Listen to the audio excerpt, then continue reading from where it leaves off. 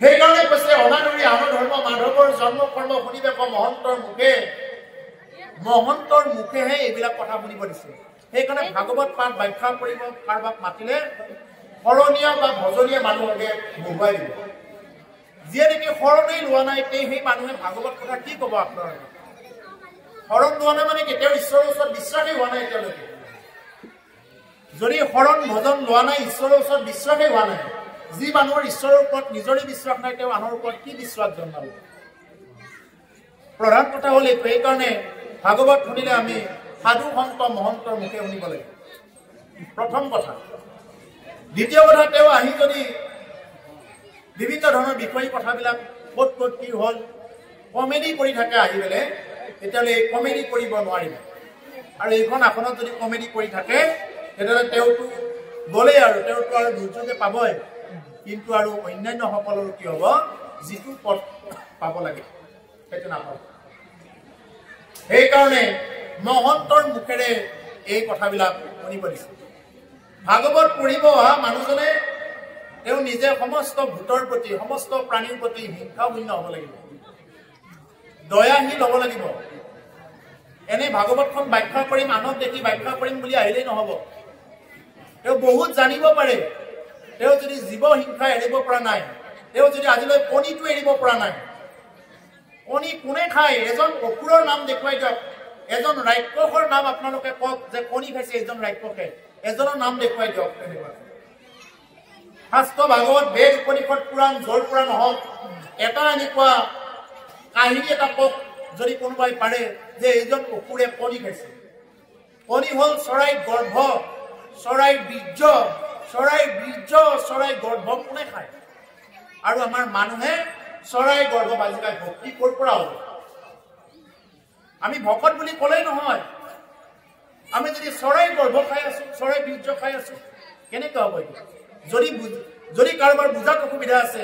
তেতিয়াহ'লে যমৰাজাৰ আখ্যান চাই ল'ব কি লিখা আছে। যদি সাহস আছে যমৰাজাৰ আখ্যান চাব। এক নম্বৰত তেওঁ কণী বাদ দিবই লাগিব। চৰাই গৰ্ভ কোনেও নাখায়, একমাত্ৰ পিশাচে খায় গৰ্ভ। পিশাচৰ বাহিৰে কোনো ৰাক্ষসেও নাখায় আনৰ গৰ্ভ। আৰু লগতে মাছ মাংস এইবিলাক বস্তুত কি হৈ আছে, ভগৱানৰ সত্ৰা নিহিত হৈ আছে। তাতে মোৰ ভিতৰত যি আত্মা বিদ্যমান হৈ আছে, মাছ বা হাঁহটোৰ ভিতৰত, চৰাইটোৰ ভিতৰত, হাতীটোৰ ভিতৰত এই একে আত্মা বিৰাজমান হৈ আছে। গতিকে আমি সেইকাৰণে প্ৰতিপতিকৰ ভিতৰত ঈশ্বৰ বুদ্ধি আত্মবুদ্ধিৰে আমি যাব লাগিব। যদি নাযাওঁ তেতিয়াহ'লে, অকণমানো যদি যোৱা নাই তেতিয়াহ'লে ভক্তি হোৱাত বাধা হৈ আছে। যিমানেই যুক্তি নেদেখুৱাওক মাছ খাব পাৰি বুলি, কণী খাব পাৰি বুলি, মাংস খাব পাৰি বুলি, যিমানেই যুক্তি নেদেখুৱাওক সকলো যুক্তি মিথ্যা হৈ যাব। কেতিয়াও খাব নোৱাৰিব আপুনি এইবিলাক বস্তু। যদি ভক্তি লাইনত আহিব খোজে, যদি কৃষ্ণ ভক্তি কৰিব খোজে। আৰু সৰ্বপ্ৰথমতে আমাৰ ৰাইজত মই য'তেই গ'লো এই কথাখিনি কৈ থৈ আহোঁ। আমি মানুহে চবে ভাগৱত চবেই জানো, কিন্তু আমি মুখখনক মানে ত্যাগ কৰিব পৰা নাই। জিভাবোৰক কণ্ট্ৰল কৰিব নোৱাৰাৰ কাৰণত আমি ভকতি দিশলৈ আগবাঢ়িব নোৱাৰাৰ মূল কাৰণটো হ'ল এইটোৱেই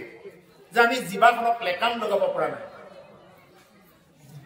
আৰু সেইকাৰণে প্ৰভুৰ ওচৰত প্ৰাৰ্থনা কৰিব, যাৰ যাৰ এই স্বভাৱ আছে প্ৰভুৰ ওচৰত প্ৰাৰ্থনা কৰিব যে হে প্ৰভু, মই জানো যে এইবিলাক বস্তু খোৱাৰ কাৰণে নালাগে, উপযোগী নহয়, মই জানো, তথাপিও প্ৰভু এইটো ভুল হৈ আছে, তুমি কৃপা কৰিবা। এই বুলি গুৰু আসনৰ ওচৰত সদায় পুৱা সন্ধিয়া প্ৰাৰ্থনা কৰিব, একদম অন্তৰকৰণেৰে হৈ আৱেগ সৈতে প্ৰাণ ঢালি প্ৰাৰ্থনা কৰিব।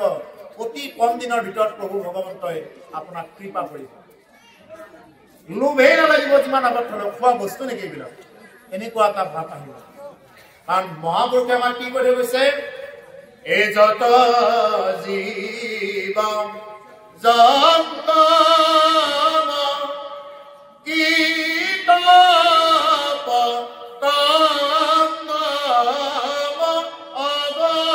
অৱনাগ জগতেৰি কায়া ও নাৰায়ণ হে ভগবতী পাৰু তেৰা। হে নাৰায়ণ, হে প্ৰভু ভগৱন্ত, মই তোমাক কেনেদৰে ভগতি কৰিম? যিমানবিলাক জীৱ জন্তু দেখা পাই আছে চবৰ ভিতৰত, ইয়াত যিমানবিলাক মানুহ হৈ আছে চবৰ ভিতৰত বিষ্ণু দেখা পাব লাগিব। এই হ'ল ভকতিৰ প্ৰথম লক্ষণ বিষ্ণু বুদ্ধি আত্মবুদ্ধি সেইকাৰণে যিয়ে নেকি আত্মবুদ্ধিৰে জানে তেওঁ আনজনক দেখাবলৈ কৃষ্ণ বুলি কয় আৰু যিয়ে নাজানে হয় হয় হয় হয় কয় তেওঁ নাজানে সেইকাৰণে হয় হয় বুলি ক'লে কৃষ্ণ নামটো ফুটি অহা নাই পাপিষ্ঠ সেই হ'ল পাপ আৰু পুণ্যৰ লেখা ইয়াতে চাব দিছে যে পাপ আৰু পুণ্যৰ লেখা তাতেই চোৱা যিয়ে নেকি কৃষ্ণ বুলি কোৱাৰ পিছত হয় হয় হয় হয় কৰি দিছে কৃষ্ণ বুলি ক'লে হয় হয় ক'ব লাগে নেকি কৃষ্ণ বুলি ক'লে লগে লগে ৰিপ্লাই কৃষ্ণ বা জয় শ্ৰীৰাম যিকোনো এটা শব্দ ক'ব লাগিব বা জয় শ্ৰীমন নাৰায়ণ এনেকুৱা ক'ব পাৰে কিছুমানে নাৰায়ণ লোক এটাতো ভগৱানৰ নাম লোক গতিকে সেইকাৰণে প্ৰভুসকল ভকতসকলে এইটো তত্ত্ব জানি চব জীৱৰ ভিতৰত যিহেতু বিষ্ণুবুদ্ধি আছে সেইকাৰণে অন্য জীৱক হিংসা কৰাৰ পৰা দূৰত থাকিব লাগে জীৱ হিংসা কৰা কোনো মানুহে ভক্তিৰ লাইনত যিটো হিচাপত যাব লাগে তেওঁ যাব নোৱাৰে গতিকে প্ৰাণী হিংসাৰ পৰা আমি সদায় দূৰত থাকিব লাগিব আমাৰ এটা স্বভাৱ আছে অলপ বৰষুণ দিবই নোৱাৰে জানৰ মুখ ৰখিবৰ কাৰণে যায় আমাৰ ভকতৰ বহুত ভকতৰ আইসকলক দেখা পাওঁ ৰাতি আন্ধাৰতে জানৰ মুখ ৰখিবৰ কাৰণে যায়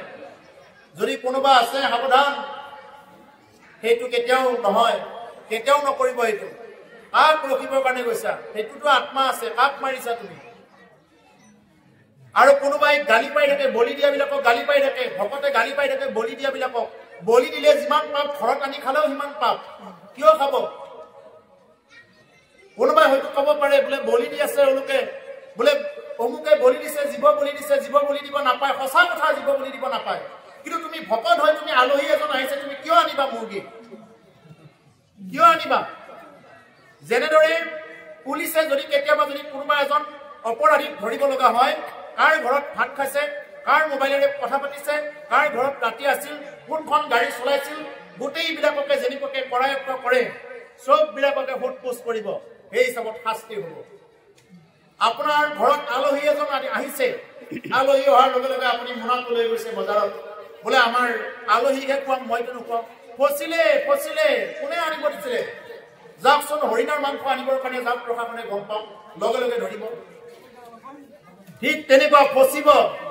যদি কোনোবা আলহীৰ কাৰণে তেনেকুৱাকে আনিব যায় বোলে আমাৰ আলহী আহিছে শাস্ত্ৰত কৈছে অতিথি দেৱ ভৱ দেৱতাৰ তুল্য অতিথিহে ভৱ আমাৰ কাৰণে অতিথি ৰাক্ষস ভৱ নহয় ৰাক্ষসৰ নিচিনা অতিথি আমাৰ কাৰণে ভৱ হ'ব নোৱাৰে আমাৰ সন্মানৰ যোগ্য হ'ব নোৱাৰে যদি কোনোবা ৰাক্ষসৰ নিচিনা অতিথি আমাৰ গৃহত প্ৰৱেশ কৰে খোলা খুলি কৈ দিব কোনো ভয় নকৰিব কাৰণ আমি ভকতিৰ মাৰ্গত যাবৰ কাৰণে গৈ আছো অতিথি ৰাক্ষস কেতিয়াও ভৱ নহয় অতিথি দেৱহে ভৱ আমাৰ সনাতন ধৰ্মৰ এইটোৱে কথা দেৱতাৰ দৰে অতিথি আহিব দেৱতাৰ দৰে আদৰ কৰিম দেৱতাৰ দৰে মান্যতা কৰিম ধূপ ধূনা লৈ তেওঁক ভজনা কৰিম কিন্তু আহি যদি তেওঁ যদি ইটো খাওঁ সিটো খাওঁ কৰে তেতিয়াহ'লে নহ'ব তেনেকুৱা অতিথিক আপুনি বিদায় দিব তেতিয়াহে ভকতিৰ মাৰ্গত যাব পাৰিব নহ'লে ভকতিৰ মাৰ্গত নোৱাৰিব গতিকে সেইকাৰণে প্ৰভুসকল আমি অন্য পন্থাক গালি পাৰিব যোৱাৰ আগতে ভকতসকলে আগতে কি কৰিব লাগিব মাছ মাংস কণী খোৱাৰ পৰা বিৰত থাকিব লাগিব এই হ'ল শাস্ত্ৰৰ সৰ্বতো প্ৰকাৰৰ সিদ্ধান্ত সমস্ত ভূততে বিষ্ণু বুদ্ধি দেখাত আৰু কায় বাক্য মানে অভ্যাস কৰি থকাৰ নামেই হ'ল ভক্তি এই সমস্ত ভূততে বিষ্ণু বুদ্ধি হে যাৱে ও কায় বাক্য মনে অভ্যাস কিবায়ে ভাবে ভক্তিটো হলে আমাৰ বহুতে ভাবে বোলে গলত গামোচাখন ললে ভক্তি হ'ব বোলে ধুনীয়াকে ধুতি চলাযোৰ পিন্ধিলে ভক্তি হ'ব নহয় ভক্তি হ'ব লাগিব সমস্ত ভূততে বিষ্ণু বুদ্ধি নেদেখা পৰ্যন্ত সমস্ত মাছ কাছ আদিত ঈশ্বৰ বুদ্ধি নেদেখা পৰ্যন্ত চেষ্টা কৰি থকাৰ নামেই হ'ল ভক্তি স্পষ্ট সিদ্ধান্ত ইয়াত আৰু দ্বিমত নাই আৰু ইয়াত আৰু দ্বিমত থাকিবই নোৱাৰে সমস্ত ভূততে বিষ্ণু বুদ্ধি নেদেখা পৰ্যন্ত কায় বাক্য মানে অভ্যাস কৰি থকাৰ নামেই হ'ল ভক্তি এতিয়া কথাটো হ'ল একেদিনে কোনেও বাদ দিব নোৱাৰে এইবিলাক কিন্তু কৰ্মানে বাদ দিব পাৰিব এই যে অভ্যাস কৰিব লাগিব এই অভ্যাসটোৰ নামকে কি বুলি কৈছে ভকতি বুলি কৈছে যদি আমি অভ্যাসে নকৰিবলৈ ক'লে আৰু পাঠকেতো কৈয়ে আছে আৰু এইবিলাক কথা এই ক'লে হ'বনে কেইদিনৰ মোৰ চলি এনেকে ক'ব আমাৰ ধৰণীয়া ভাষা কেইদিনৰ মোৰ চলিয়ে এইবিলাক এনেকে কেইদিনৰ সেইদিনৰ এইবিলাক বাদ দিয়ক, শাস্ত্ৰৰ কথা, এই শাস্ত্ৰৰ কথা এইবিলাক সিদ্ধান্ত মানি ল'বৰ কাৰণে চেষ্টা কৰক, তেতিয়াহ'লে এই শাস্ত্ৰৰ কথাই ক্ৰিয়া কৰিব। যদি মানিবই নোৱাৰে এইবিলাক কথা কৰি একো কাম নহয়। সেইকাৰণে হে প্ৰভুসকলে এতিয়া কৈছে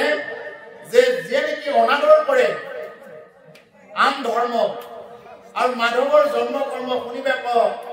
মহন্তৰ মুখে, আৰু মহন্তৰ মুখে এনেদৰে যিয়ে নেকি এই নাম ধৰ্মৰ কথাবিলাক শুনে, মাধৱৰ জন্ম কৰ্ম এই কথাবিলাক যিয়ে নেকি শুনে, জগত প্ৰসিদ্ধ নাম কৃষ্ণ বিষ্ণু হৰিৰাম। জগত প্ৰসিদ্ধ নাম বুলি কৈছে কৃষ্ণ বিষ্ণু হৰি ৰাম। আৰু গুৰুসকলে অকণমান তেওঁলোকে সিদ্ধ কৰি এই নাম আশাৰ খুব সুন্দৰকৈ প্ৰদান কৰে। উপযুক্ত গুৰুসকলে এই নাম আশাৰ খুব সুন্দৰকৈ প্ৰদৰ্শন কৰে। এগৰাকী শিষ্যক এই নাম আশাৰ খুব সুন্দৰ যে লাজে এৰি গাইবে মহামুখে, লাজ কাজ এৰি গাব লাগিব মহামুখেৰে। আমাৰ লাজ লাগে নামঘৰটোৰ মুখেৰে কৃষ্ণ বুলি ক'বৰ কাৰণে লাজ লাগে। আৰু কিছুমানে এনেকে কৃষ্ণ বুলি কয়, আকৌ পিছফালে ঘূৰি চাই কোনোবাই দেখাই পালে নেকি, কোনোবাই লাজে দিব নেকি মোক, লাজ কৰে, সেইকাৰণে পিছফালে ঘূৰি চাই। আৰু এতিয়া যদি বেয়া কথা এটা কৈ দিব লগা হয়, ইয়াত যিমান মানুহেই বহি নাথাকক কিয় একো লাজ নকৰে, ডাইৰেক্ট কৈ দিব, ইয়াতে ডাইৰেক্ট কৈ দিব। গতিকে সেইকাৰণে যে ঈশ্বৰৰ নাম ল'বৰ কাৰণে মানুহে লাজ কৰিব নালাগে। লাজ এৰি আমি কি কৰিব লাগিব, পৰম ভোকেৰে যতন হৈ কৃষ্ণ ৰাম আমি গাব লাগিব। লোভিয়া মনুষ্য দেহা আনত এৰিয়া স্পৃহা বোলে বন্ধু কৃষ্ণ যিজনে, যিয়ে নেকি মনুষ্য দেহালৈ আনত এইবিলাক স্পৃহা এৰি আন দেৱ দেৱৰ বা আন দেৱ দেৱীৰ প্ৰতি এইবিলাক স্পৃহাবিলাক বাদ দিব লাগিব। বাদ দি যিয়ে নেকি বন্ধু বুলি কৃষ্ণক যিজনে মানে, বন্ধু বুলি যিজনে কৃষ্ণক মানে, এতেকে বান্ধৱ হৰি কাংক মূৰ বুলি ধৰি ৰক্ষা কৰি পুৰা হ'ব মানে। তেতিয়া কি কৰিব, বান্ধৱ হৰি বুলি কৈছে। এতিয়া শব্দত এতিয়া বহুত ক'লে, বান্ধৱ হৰি তেওঁ মোৰ বন্ধু। এই বন্ধুৱে কি কৰিব, ৰক্ষা কৰি পুৰা সৰ্বক্ষণে বুলি কৈছে। তেওঁ সকলো সময়তে ৰক্ষা কৰি ফুৰিব। সেইকাৰণে হৰি কৃষ্ণ যদি এগৰাকী মই প্ৰিয় বন্ধু যদি মই বনাই ল'ব পাৰো, বা তেওঁ যদি মোক এবাৰ তেওঁ যদি নিজৰ দাগ বুলি যদি ল'ব পাৰিলে বা ল'লে, ইয়াতকৈ আৰু আমাৰ কি লাগে। তুমি বেটিৰে নাহি বন্ধু আন যি মোৰ চিন্তা কৰ, অ তুমি হে নজৰি নাথপাও প্ৰভু কহিতো নাহিকে ভয়, অ হৰি প্ৰভু জগন্নাথ নিস্তাৰ কৰা দাৰুণ সংসাৰ। তোমাৰ নিচিনা যদি এগৰাকী নাথ পাওঁ, তোমাৰ দৰে যদি এগৰাকী ভকত বৎসল ভগৱান পাওঁ, হে প্ৰভু, যে মোৰ আৰু চিন্তাৰ কি কাৰণ আছে? আপোনাৰ আৰু চিন্তাৰ কাৰণে একো কাৰণেই নাই যদি ভগৱন্তৰ এবাৰ হৈ যাব পাৰিলে। সেইকাৰণে প্ৰভুসকল শ্ৰেষ্ঠ জগতৰ প্ৰাৰ্থনা হৈছে যে হে প্ৰভু, মই যাতে তোমাৰ হৈ যাব পাৰো, মই তোমাৰ হৈ যাতে থাকিব পাৰো প্ৰভু জনম জনম জুৰি। এই হ'ল জগতৰ শ্ৰেষ্ঠ প্ৰাৰ্থনা। আৰু আমাৰ মানুহবিলাক তোমাৰ হ'ব নোখোজে, তেওঁৰ হ'ব নোখোজে। আমাৰ মানুহবিলাকে কি বিচাৰে, কি হ'ব খোজে আমাৰ মানুহবিলাকে, যে ভোগ বাসনাবিলাক চব লাগে, তেওঁৰ সৃষ্টি চব লাগে, কিন্তু তেওঁক নালাগে। কোনে বিচাৰে ঈশ্বৰক? ঈশ্বৰক বিচৰা মানুহ খুব কমেই পোৱা যায়। ঈশ্বৰক বিচৰা মানুহ খুব কমেই পোৱা যায়। কিন্তু তেওঁৰ যিবিলাক সম্পত্তি আছে এইবিলাক চবকে লাগে, কিন্তু তেওঁক কাকো নালাগে। বোলে ধনং দেহি পুত্ৰং দেহি মনোৰমা ভাৰ্যাং দেহি বিদ্যাং দেহি, কেৱল দি আৰু দি, হে প্ৰভু মোক আৰু দি আৰু দি। ভাগৱতে কৈছে নাম লওক, কৃষ্ণৰ নাম লওক, আমাৰ মতি নাই। কোনোবাই যদি এনেকে পানী অলপ লৈ যদি জাৰি ফুকি দিছে, ওম অপবিত্ৰ হ পবিত্ৰ বা সৰ্বাৱস্থাংগতু পিবা ইহ স্মৰেৎ পুণ্ডৰীকাক্ষংশ বাহ্য ভন্তৰং সুচি, এই বুলি যদি কোনোবাই অলপমান পানী চানি এনেকুৱাকে ছটিয়াই দিছে, আমাৰ মানুহবিলাকৰ খুব বিশ্বাস। এইটো মানুহবিলাকৰ খুব বিশ্বাস, বোলে দেৱে আমাক পানী ছটিয়াই দিছে আমি অপবিত্ৰৰ পৰা পবিত্ৰ হৈ গলো কৃষ্ণ খুচি হৈ গল তেওঁ মানে পানীখিনি এনেকুৱাকে লয় মানে মই খুচি আৰু চব খুচি আৰু এনেকুৱাকে লয় তেওঁ আৰু ভক্তি চব হৈ গল তাৰমানে পানীখিনি খাওঁতেই ভক্তি হৈ গল এনেকুৱাকে লয় কিছুমান মানে পানীখিনি ইমান খাবত লয় যদি এবাৰ যদি ভক্তিটো যদি তেনেকুৱাকে ললে হয় অৰ্থটো কি আছিলে ওম অপবিত্ৰ হ পবিত্ৰ বা তুমি অপবিত্ৰই হোৱা বা পবিত্ৰই হোৱা সৰ্ব অৱস্থান গত কিবা তুমি যি ঠাইতে নাথাকা কিয় যি অৱস্থাতে নাথাকা কিয় ইহ স্মৰে পুণ্ডৰীকাক্ষম তুমি সেই প্ৰভু ভগৱন্ত পুণ্ডৰীকাক্ষ প্ৰভু ভগৱন্তক তুমি স্মৰণ কৰা চ বাহ্যভ্যন্তৰং সুচিহি তেতিয়াহে তুমি বাহিৰে ভিতৰে সুচি হবা তেতিয়াহে তুমি বাহিৰে ভিতৰে সুচি হবা যদি তুমি কৃষ্ণ নাম লোৱা যদি তুমি কৃষ্ণৰ নামেই নোলোৱা তুমি পানীখিনি খাই ক'ৰ পৰা তুমি বাহিৰে ভিতৰে শুদ্ধ হবা কেনেকে শুদ্ধ হবা ব্ৰাহ্মণে মন্ত্ৰ মাতি আচলতে এইটো কথা কৈছিলে বোলে তুমি অপবিত্ৰই হোৱা পবিত্ৰ হোৱা যি অৱস্থাতে নাথাকা কিয় তুমি এই পুণ্ডৰীকাক্ষ প্ৰভু ভগৱন্ত কৃষ্ণৰ নাম লোৱা ব্ৰাহ্মণে ক'লে এইটো আৰু আমি উল্টাটো বুজি পেলাই কি কৰিলো বোলে হয় দেৱ হয় হয় মই অপবিত্ৰৰ পৰা পবিত্ৰ ক'লেই নহয় প্ৰথমতে অপবিত্ৰ হ পবিত্ৰ বা বুলি কোৱাৰ লগে লগে ইছমা অপবিত্ৰ আছিলে মই একদম পবিত্ৰ হৈ গলো আমাৰ ধাৰণাটো এইটো আৰে নাম ল'লেই যে মানুহ পবিত্ৰ হয় নাম ল'লেই যে তেওঁ ৰসজ্ঞ হৈ যাব পাৰে এইটো কিয় বিশ্বাস নকৰে মানুহে নাম ল'লেই পবিত্ৰ হ'ব পাৰে নামৰ সমান কি বস্তু আছে নাম ল'লে তেওঁ জগত পবিত্ৰ কৰাই দিব পাৰে নাম ল'লে তেওঁ গংগাকো পবিত্ৰ কৰাই দিব পাৰে নাম ল'লে তেওঁ সমস্ত তীৰ্থক পবিত্ৰ কৰাই দিব পৰা ক্ষমতা তেওঁ থাকে কিয় নলয় নাম এই হ'ল আচল কথা গতিকে প্ৰভুসকল এই কথাখিনি কোৱাৰ মূলতে হৈছে আমি যাতে নামৰ প্ৰতি বিশ্বাস ৰাখো আমাৰ যাতে নামৰ প্ৰতি আনুগত্য থাকে আৰু যদি নামৰ প্ৰতি আনুগত্য নাথাকে কাম নাই নহ'ব সেইকাৰণে সেই প্ৰভুসকল যিয়ে সেইজন ঈশ্বৰ প্ৰভু ভগৱন্তক বন্ধু বুলি যাব পাৰিলে এবাৰ যদি প্ৰভু ভগৱন্তৰ বন্ধু হৈ যাব পাৰিলে কৈছে যে হৰিয়ে তেওঁক সকলো সময়তে ৰক্ষা কৰিব তেওঁৰ জীৱনৰ পৰা বিঘ্নি দূৰ হৈ যাব সেইকাৰণে ভগৱানসকলে আশীৰ্বাদ দিলে কয় যে আয়ুষত বিঘ্নি শূন্য হওক বুলি কয় আয়ুষত বিঘ্নি শূন্য হৈ যাওক যে তেওঁৰ আয়ুষত যাতে কোনো ধৰণৰ বিঘ্নি নাথাকক এইবুলি আশীৰ্বাদ দিয়ে সেইকাৰণে দিয়ে সেইকাৰণে প্ৰভুসকল আমি কি কৰিব লাগিব এই কথাবিলাক খুব সুন্দৰকে একান্তভাৱে কায় মনোবাক্যে শুনি শৰণ ভজন লৈ তেনেকুৱাকে শুনিলে জীৱনত দ্বিতীয় কাৰ্য হ'ব এৰণ হিমতে তুনৰে সদায় নামক স্মৰে তাৰ এটি মিলে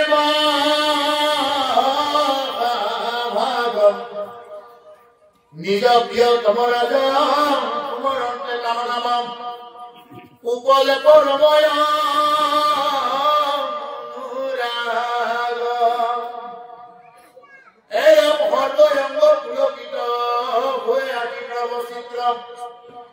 ধাৰণীয় নেত্ৰা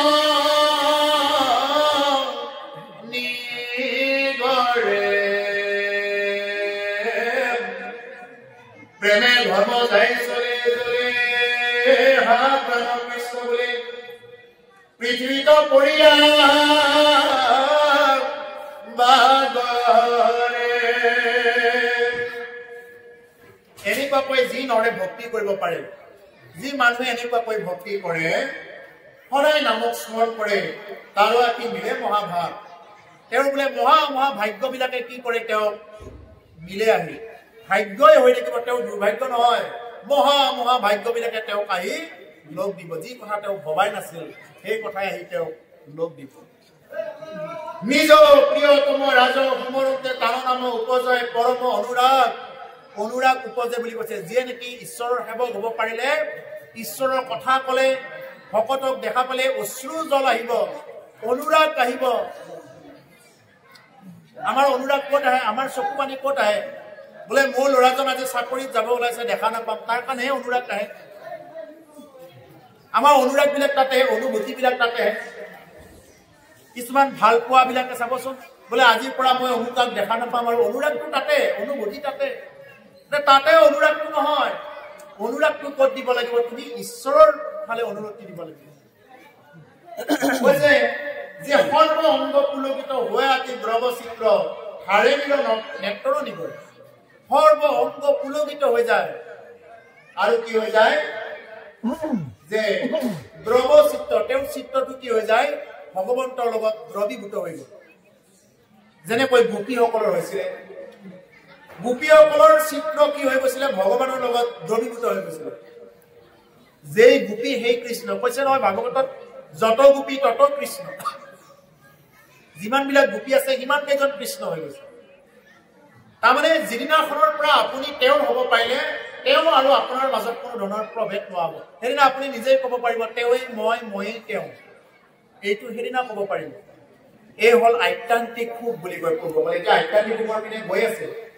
আত্যান্তিক সুখৰ পিনে গৈ আছে এতিয়া আত্যান্তিক সুখ বোলা বস্তুটো তেতিয়াই যেতিয়া তেওঁ সেইজন ভগতে ক'ব পাৰিব তেওঁৱেই ময়েই তেওঁ সেইজন ভগতক যদি দৰ্শনো কৰা হয় সেইজন ভগতক যদি কেতিয়াবা আমি যদি লঘু পাওঁ তেতিয়াহ'লে আমাৰ সকলোৰে কি হ'ব মন প্ৰাণ জয় হ'ব ভগৱন্তই কৃপা কৰিব এই ভগতে য'তেই প্ৰাণাৰ্পণ কৰে ততেই কি হৈ যাব এইখন বৈকুণ্ঠ পুৰীলৈ পৰিণত হ'ব যেনেকুৱাকৈ জুৱাৰু এজন যদি আপোনাৰ গাঁৱত যদি প্ৰৱেশ কৰিলে গাঁওখন জুৱা লগাই দিব গোটেই উঠি অহা প্ৰজন্মক জুৱাৰু বনাই দিব যদি মদাহী এজন আপোনাৰ গাঁৱত প্ৰৱেশ কৰে তেওঁ বিয়াতেই মাতক বা ভাগৱত অনুষ্ঠানতেই মাতক কেনেকে কোনফালেদি যায় সেই পালি যোগাৰ কৰে সেইটো তেওঁহে জানিব যোগাৰ কৰিব ভাঙুৰি এজন যদি আপোনাৰ ঘৰত কিবা এটা আহিলে নহয় এই গোটেই অৱস্থাটো ভাং কৰি দিব ক'ৰ পৰা আনে সেইটো তেওঁহে জানে আনিব মুঠতে ঠিক তেনেকুৱাকে এজন যদি সন্ত যদি আপোনাৰ গৃহত আহে বা আপোনাৰ গাঁৱত আহে তেওঁ গোটেই পৰিৱেশটো কৃষ্ণ কৃষ্ণ কৰিহে এৰিব বুজি পোৱাৰ কাৰণে উদাহৰণ দি কৈ আছো যে তেওঁ সমস্ত পৰিৱেশ কৃষ্ণময় কৰিহে এৰিব এই হ'ল সন্তসকলৰ এটা বিশেষ কেপাচিটি সেইকাৰণে সেই প্ৰভুসকল যে যাৰ নেকি ভকতিত লীন হ'ব পাৰিছে তেওঁৰ কি হ'ব চকুৰ পৰা চকু পানী বাগৰিব এনেকুৱা দিন হৈছে নেকি কাৰোবাৰ যে এদিনো চকু পানী ওলোৱা নাই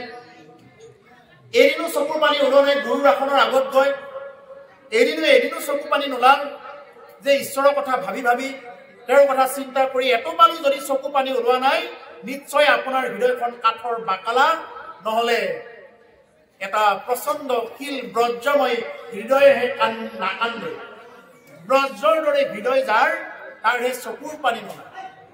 আৰু যাৰ হৃদয়খন কোমল হয় তেওঁ যিকোনো সময়ত তেওঁ শান্তি দিব পাৰে ভগৱন্তৰ ৰূপৰ কাৰণে সেইকাৰণে যে সেই প্ৰভুসকল যে যাৰ নেকি অশ্ৰু জল নিগৰি আহিলে সেইজন হ'ল পৰম ঈশ্বৰৰ নামঘৰ প্ৰেমে ধৰ্মজল যায় চৰি হা প্ৰাণ কৃষ্ণ বুলি পৃথিৱীত পৰিয়া বাগৰে আৰু এনেদৰে কি কৰে পৃথিৱীত বাগৰি পৰে বুলি কৈছে পৃথিৱীত বাগৰি কি কৰে তেওঁ ভকতসকলক প্ৰণাম কৰে এম পথে মনে ধৰি ভকতৰ বৈশ্বৰী জানি হেন মনত বুজিয়া কৃষ্ণৰ চিত ভূয়া কত হাকি তোলে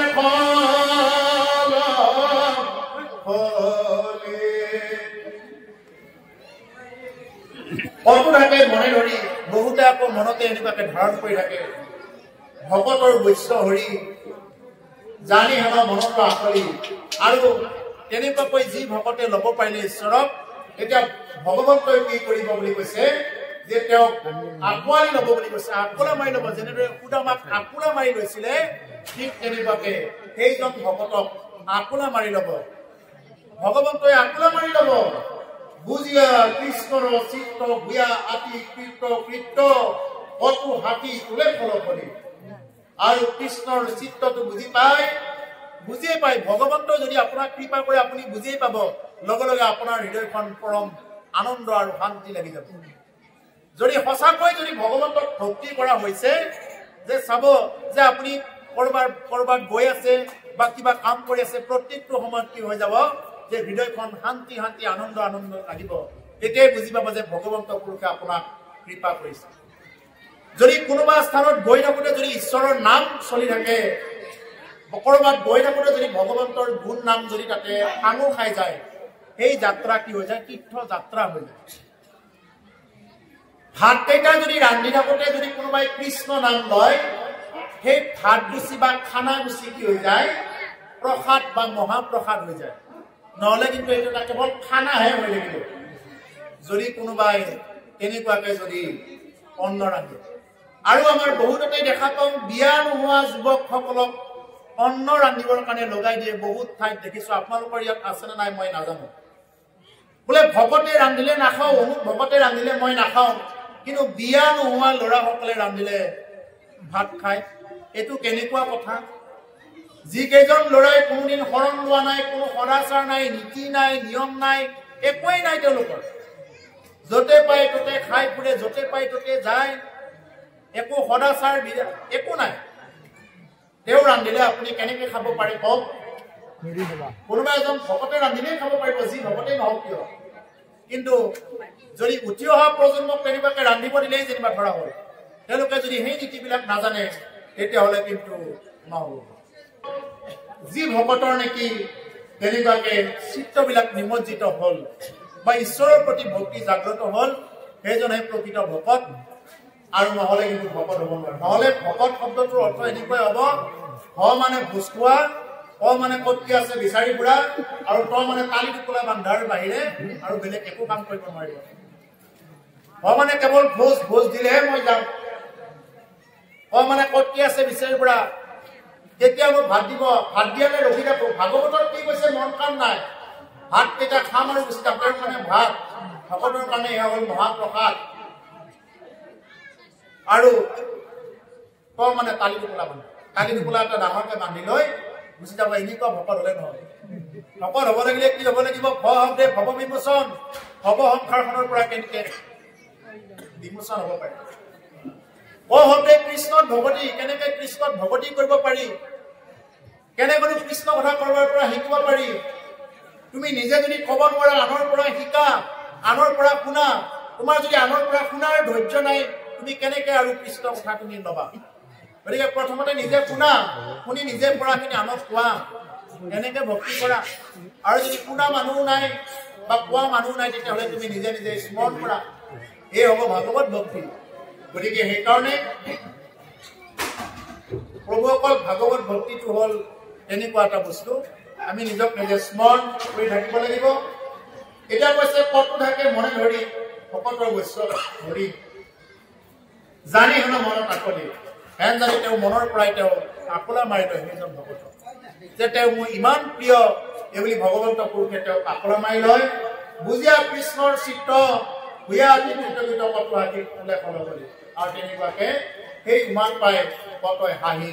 ফল ফলি পাৰি, তেনেকুৱাকে ঈশ্বৰ কৃষ্ণৰ তেনেকুৱাকে ভক্তিত বিলীন হৈ যায়।